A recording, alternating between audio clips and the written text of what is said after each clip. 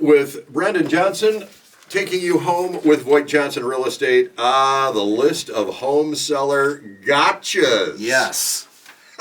So there's a handful of things that when you're not planning on selling your home make sense at the time. Okay. But then might come back to bite you, so to speak, when it's time when you're looking at reselling your house. So you might just forget about the fact that needed to be repaired or whatever. Because don't you find, Brendan, that people become blind to that repair that needs to be done?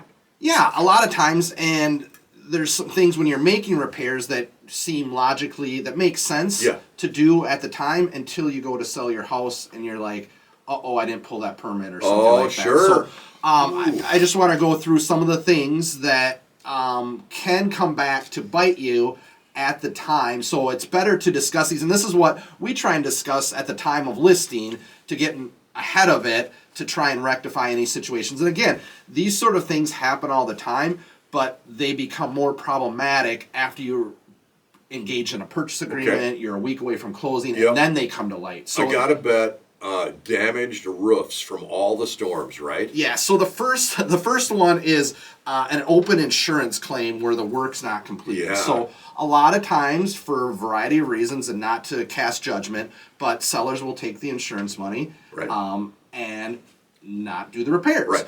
Which, again, not casting any judgment, but they're not thinking about when they go to sell a year from now or life changes and now they got to sell. And so the issue with that is, I mean, it's twofold, right?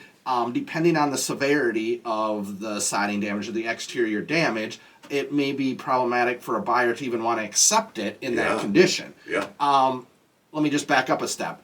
There's nothing to prevent you from closing on a property from a state statute or a legal means. Okay. I'm not getting into the world of insurance or any of that, but just you can sell a property in any condition as long as everything's properly disclosed. Right. Right. So if you disclose, and one of the questions on the seller's disclosure is, have you had any insurance claims, collected any funds where the work has not been completed? Right. And if you answer yes, that's totally fine. Right.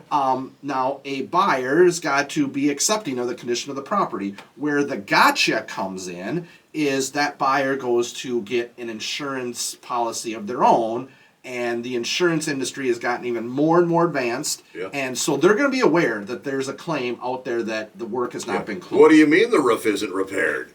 Correct. So what this does is it can prevent a buyer from obtaining a insurance policy. Okay. Which then you could say that's the buyer's issue. Ultimately, it can become your issue if they can't do it, and ultimately they can't get a loan if they can't get insurance.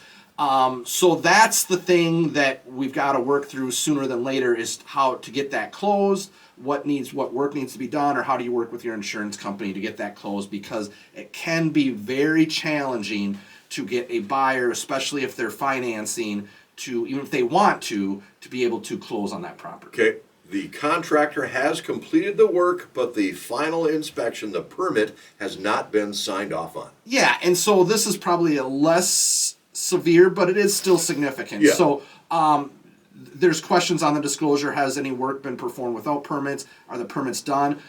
You get from my experience, this is one more reason to go with a local contractor. Oh, absolutely. Because you get people coming from the cities, they're coming and going. They're less engaged in the community where they're going to be around, their name's going to be around to close out the permits. I have local contractors where I'll say, my advice is, before you give them the final payment, have them, because it's just busy work. Sure. And a lot of these you have to go onto the city's website and do it. It's a big rigmarole. It's a time suck. They don't want to do it. It's a pain in the butt. Not that the work's not done and finalized perfectly. It's just that one final step where there's an open permit and you want that closed before you sell your house. And another good reason to go with a local contractor is your building inspector likely will recognize the name and go, okay, perfect. Yeah, and absolutely. And so if they'll you have a trust local the work, and if they haven't done it, you know how to get in touch with them to get them to close it out with the city, which is another fiasco if you have someone from the metro area or something like that too.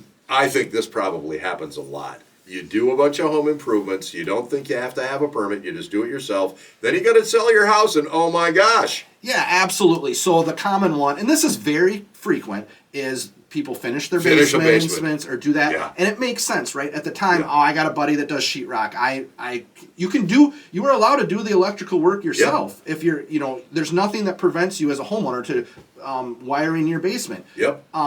And so they don't pull the permits. Yep. And so that is another disclosure issue. Again, it's hard to retrofit the inspection period. We've had where you get an electrician to come in and sign off on Yeah. it. And so there's workarounds, but it's really not ideal. I would say, but again, when you're doing this, it makes sense on paper because you're Sure. not thinking about selling. Right. You're thinking about it's not necessary, which you can make the argument it isn't. It's one of those logistic things that when you go to sell your house, Yep. now can come back and cost you more money than the couple $100. I've seen then- people have to pull sheetrock off of walls Yeah. to get the thing inspected. That is not fun. You're at the mercy Yes. of the particular city official and whatever day they're having on what the remedy is. Yep. Again, can you sell it? Absolutely, you can disclose it, but Yeah. it depends on the buyer. And so all these issues are going to be dependent on the buyer's willing to assume where the state is, and that's not a great position to be in as a seller. Okay, here's one that is kind of, I don't know, I don't want to say strange, but I bet it happens a lot too. The right of survivorship is not in place. Yeah, so this is more of Like an estate sale kind of thing? yeah, so this is more of a title issue, and this is very infrequent. Okay. But it does come up, and so this is just something when we're meeting with someone. Let me give you an example situation where you have a husband and wife, a spouse, and one of them just recently passed. Right. And so there's two ways to what we say take title. There's joint tenants and tenants in common. And so it all depends on how the paperwork was filed when they bought the home. But if they went into title as tenants in common, now that property is required to go through probate. Sure. And so this is something where very few people, it's going to be on their radar. Right. And so if that's the case, now that requires anywhere from 3 to 6 months worth of legal work, $2,000 to $3,000 worth of legal fees, Okay. all because the title wasn't done. I don't want to say it wasn't done properly. It just wasn't done in a way that grants right of survivorship. How should it read? When you're purchasing the property, Yes. if you want the right of survivorship, which I would argue, there's always cases where two people buying a property don't, Yeah. if they're not married.